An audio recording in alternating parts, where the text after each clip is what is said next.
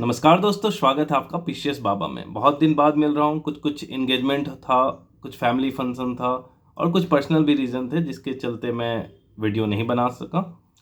तो अब आते हैं डायरेक्टली मुद्दे पे। तो आज के वीडियो में हम बात करेंगे, हमारा प्राइम फोकस रहेगा सीजीएल। उसके बाद बहुत सारे लोगों का डाउट था कि सर जेपीएससी रिगार्डिंग क्या होगा, तो उससे रिगार्डिंग भी मैं आपको कुछ अपडेट दूंगा जो कि मुझे पता है। ठीक है, तो सबसे पहले बात करते हैं कि सीजीएल की। तो आपको ऑलरेडी पता है कि इस बार सीजीएल में अच्छी खासी सीटें बढ़ चुकी हैं। आपकी जो एएसओ वाली पोस्ट थी उसी का आप देखोगे लगभग 900 के आसपास पोस्ट हो चुके हैं टोटल। और अगर देखा जाए कि अभी अगर फाइनली जो 10 मई 15 मई के आसपास आपका नोटिफिकेशन आने वाला है तो उसमें टोटल कितने सीट रहेंगे, तो लगभग 1300 से 1400 के आसपास सीटें रहेंगी इस बार। तो ये आपके लिए बहुत ही गोल्डन अपॉर्चुनिटी है। तो अभी अगर आपने इस बार जो आपका वैकेंसी निकला है, अगर इसमें आपने जॉब नहीं लिया तो शायद ही आपको फिर अगले 2-3 साल जॉब मिलेगा। क्योंकि देखो 2024 में आपको पता है कि इलेक्शन का दौर है, झारखंड में भी आपके इलेक्शन होंगे, फिर आपका जो लोकसभा में भी इलेक्शन होगा। जिस तरह आप देख रहे हो कि अभी जो सेंट्रल सीजीएल है, धड़ाधड़ वैकेंसी आ रही, कभी 20,000 24,000 25,000 इस तरह की वैकेंसियां निकल रही हैं। और एक एग्ज़ाम ख़त्म नहीं होता है कि तुरंत 20 दिन बाद दूसरा एग्ज़ाम का नोटिफिकेशन आ जाता है। तो प्रोसेस बहुत फास्ट हो रहे हैं। और बाकी डिपार्टमेंट में भी आप देखोगे तो वैकेंसियां बहुत स्पीड से आ रही, और अगले 6 से 7 महीने आपको बहुत ज़्यादा वैकेंसी देखने को मिलेगी।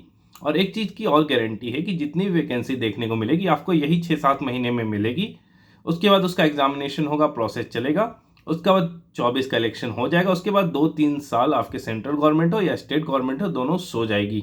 उसके बाद आपको कोई भी इस तरह का जो बड़े अमाउंट में जॉब या वैकेंसीज देखने को मिल रही वो नहीं देखने को मिलेगा। तो अगर अभी भी आप पॉलिटिक्स बाजी में हो कि 60-40 का क्या होगा, इसका क्या होगा, एग्जामिनेशन बढ़ेगा नहीं होगा, देखो गवर्नमेंट जो है ना, हेमंत सरकार, उसके पास अभी एग्जामिनेशन को लेकर बहुत बड़ा प्रेशर है। क्योंकि स्टूडेंट बहुत ज़्यादा नाराज है, कई जगह स्टूडेंट पे लाठी चार्ज की गई।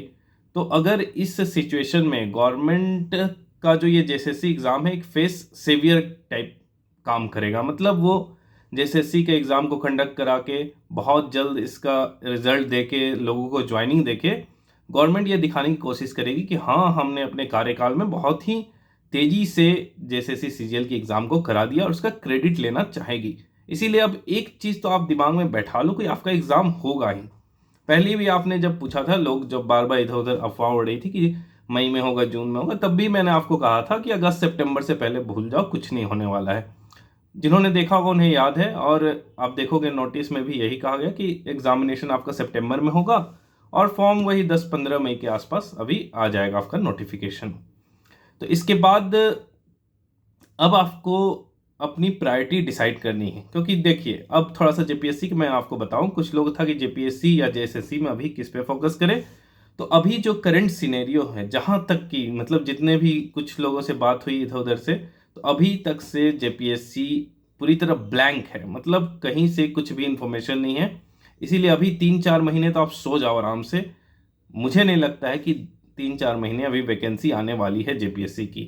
तो जो लोग जेपीएससी की भी तैयारी कर रहे थे तो वे 30% जेपीएससी को दे सकते हैं, लेकिन अभी 70% आपको प्राइम फोकस करना है कि जेएसएससी सीजीएल में आपको एक सीट अपना ले लेना है। रांची हेडक्वार्टर में आपको किसी भी हाल में बैठना है। उसके अलावा फिर अभी मौसम भी आपको पता है चल रहा शादी विवाह का।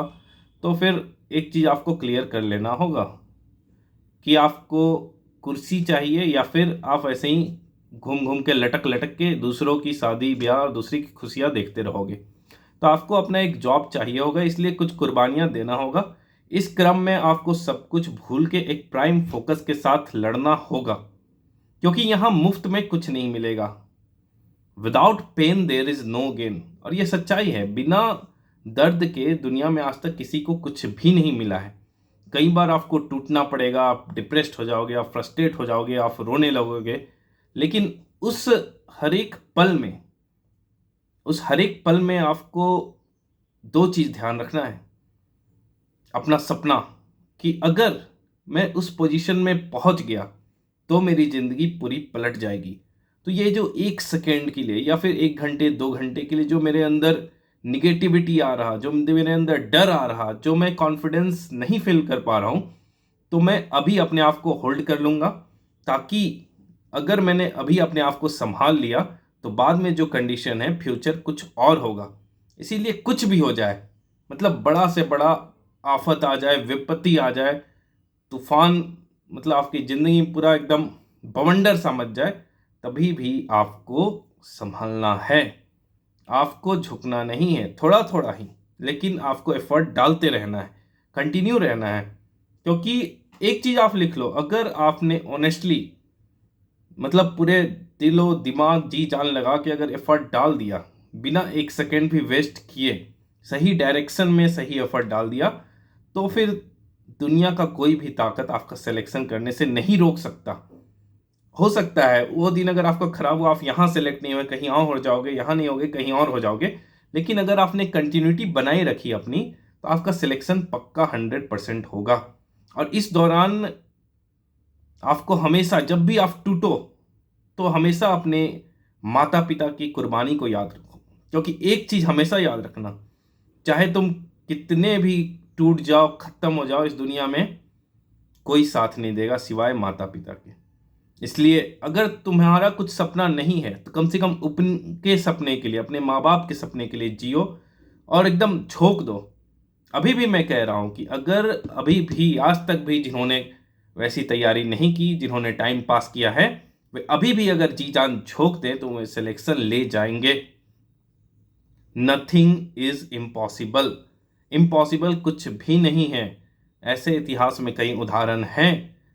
एक बंदा था, आपने इंटरव्यू देखा होगा यूपीएससी का, जिस दिन उसका इंटरव्यू था उस दिन उसके पापा का डेथ हो गया था। उसके बाद भी उसने इंटरव्यू दिया और क्लियर किया। उससे बड़ा ट्रेजेडी कुछ नहीं हो सकता है लाइफ में। तो एक्सक्यूजेस देना बंद कीजिए, बचना बंद कीजिए, भागना बंद कीजिए, हमेशा सच्चाई को एक्सेप्ट कीजिए। अगर आप में गलती है, अगर आपको पता है कि नहीं, मेरी जो अभी प्रिपरेशन है, मेरी औकात नहीं है कि मैं सीजीएल निकाल पाऊंगा, तो अपनी औकात बढ़ाओ। क्योंकि आपके पास दो ही रास्ते हैं, या तो अपने टारगेट को, अपने गोल को छोटा कर लो, या अपने औकात को बड़ा कर लो। अगर आज अपने गोल के साथ आपने कॉम्प्रोमाइज़ किया, तो पूरी ज़िंदगी आपको कॉम्प्रोमाइज़ करना पड़ेगा। लेकिन आज अगर आपने एक पुशअप दे दिया अपने आप को कि नहीं भैया मुझे ये चाहिए तो चाहिए, एट एनी कॉस्ट, तो वो आपको मिलेगा, वो मोटिवेशन आपको मिलेगा, वो अंदर से आपको ताकत मिलने लगेगी, ताकि आप अपने लड़ाई में अपना हिम्मत किसी भी हाल में नहीं खो। तो इसी तरह अब आपको किसी भी पॉलिटिक्स बाजी में, या फिर किसी तरह भी जो अनवांटेड चीज़ें होती हैं, डिबेट डिस्कशन, कि क्या गवर्नमेंट एग्ज़ाम लेगी नहीं लेगी, 60-40 का क्या होगा, यहाँ भीतरी बाहरी हो रहा, तो यहाँ ये हो रहा है, यूट्यूब वाले कोर्स बेच रहे हैं, तो ये बुक छाप रहा है, ये कर रहा है, उससे आपको कोई मतलब नहीं है। वे उनका काम है, आपका काम है बस एक सीट लेना। और उस एक सीट को रिजर्व करने के लिए आपको कोर्स, अगर आपको लगता है खुद से नहीं पढ़ सकते हो, अच्छा कोर्स लेना है ले सकते हो, बुक लेना है ले सकते हो। क्योंकि एट द एंड अगर आप 2-4 हज़ार खर्चा कर भी देते हो, लेकिन अगर आपका क्लियर है कि हाँ मैं अपने आप में 2-4 हज़ार खर्चा कर लूँगा, तो याद रखना दोस्त, अगर सिलेक्शन आपका हो गया तो ये चिंदी सा अमाउंट लगेगा आपको। इसलिए अगर आप कहीं बाहर भी हो, अगर आपको लग रहा है कि वहाँ तैयारी नहीं हो रही, तो एक प्रॉपर माहौल में आ जाओ, एक पैटर्न में आ जाओ। क्योंकि युद्ध हमेशा जंग के मैदान में लड़ी जा सकती है। मोबाइल वाले युद्ध की मैं बात नहीं कर रहा हूँ। असली जो युद्ध होता है वो हमेशा आपको जंग के मैदान में लड़ना होगा। और जहाँ भी आपको थोड़ा सा भी स्कोप दिखे कि आप डिविएट हो रहे, उस जगह को छोड़ दो।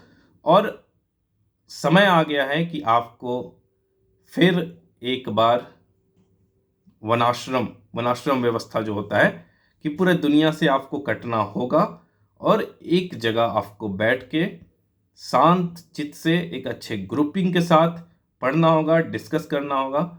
और बाकी आपके जो भी डाउट है कि तैयारी कैसे क्या किया जाए, किस सब्जेक्ट को कैसे कवर किया जाए, लैंग्वेज पेपर को फोकस किया जाए या किस पे फोकस किया जाए, इन तमाम जो आपके डाउट होंगे, आप हमें कमेंट बॉक्स में कहेंगे।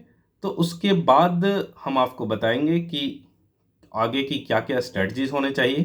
क्योंकि मैं हमेशा आपके डाउट को ही आंसर करता हूँ।